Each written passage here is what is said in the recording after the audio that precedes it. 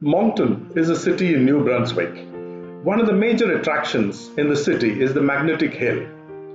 One has to draw up to a white post at the bottom of the hill, disengage the gear, and take the foot off the pedal of the car, which mysteriously moves up the hill in reverse without any assistance from the driver. One has only to keep the car under control because it gains substantial momentum at one point on the reverse. A water theme park, hotel, cafes, zoo, and many other attractions have been built around the magnetic hill phenomenon. Some term it a mystery, some an optical illusion, and some others give scientific explanations.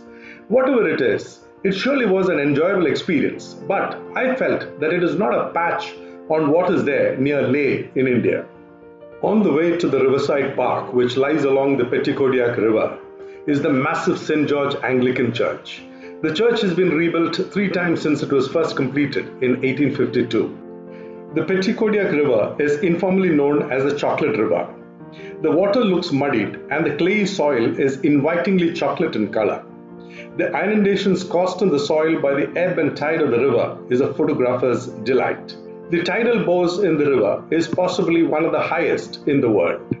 The park also has a memorial to the brave guardians of Moncton society, a tribute to 3 fallen heroes of the Royal Canadian Mounted Police who fell prey to the bullets of a gunman. The bronze memorial is so vivid that it captures the personal touches of the 3 in uniforms that they wore.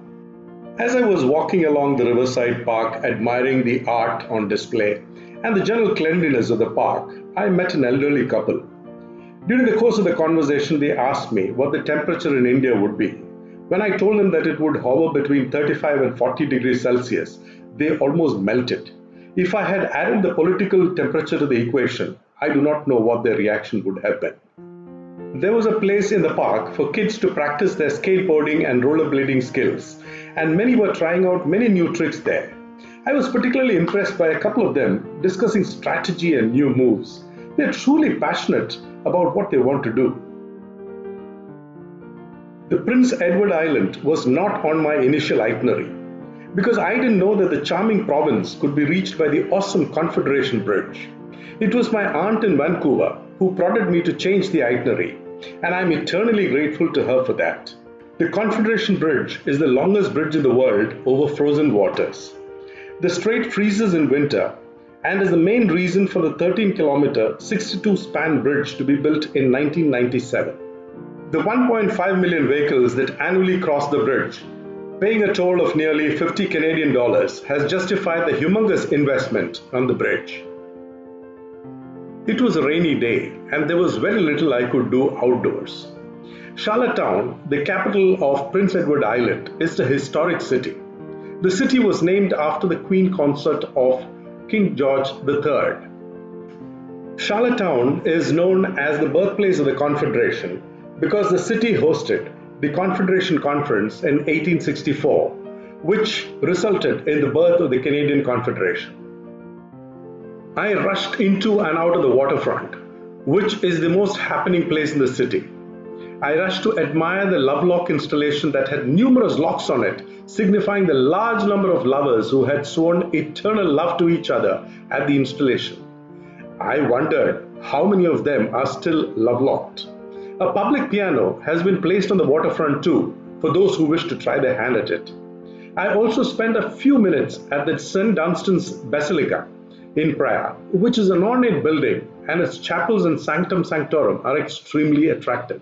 The 1916 building is now a National Historic Site of Canada.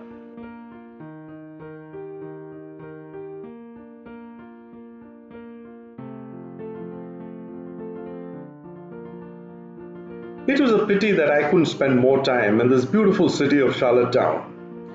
The rain was a nuisance, and getting in and out of the car in the rain was an even greater nuisance. So then, after visiting the birthplace of the Confederation and having a cup of coffee in a Tim Hortons outlet, I drove the 50 kilometers I had to the Wood Islands ferry. I took the ferry across to Nova Scotia and drove another 280 kilometers from the Caribou Island to the ferry in North Sydney.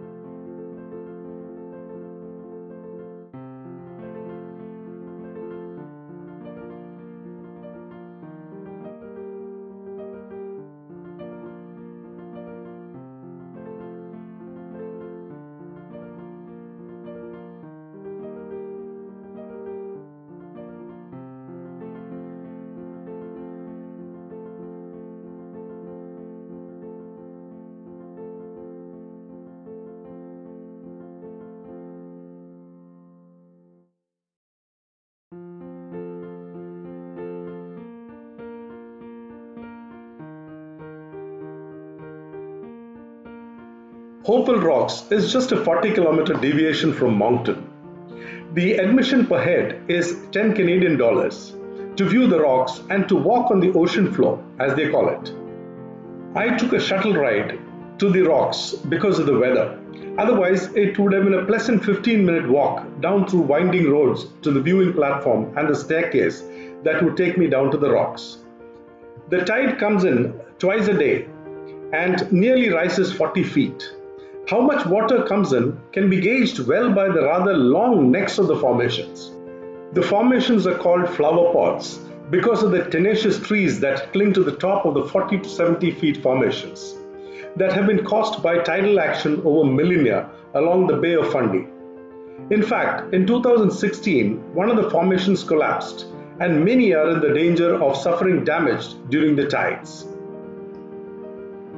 While the rocks can be appreciated walking around between 10 a.m. and 5 p.m. every day between the tides, visitors have the option of getting close to the formation on kayaks during the tide timings.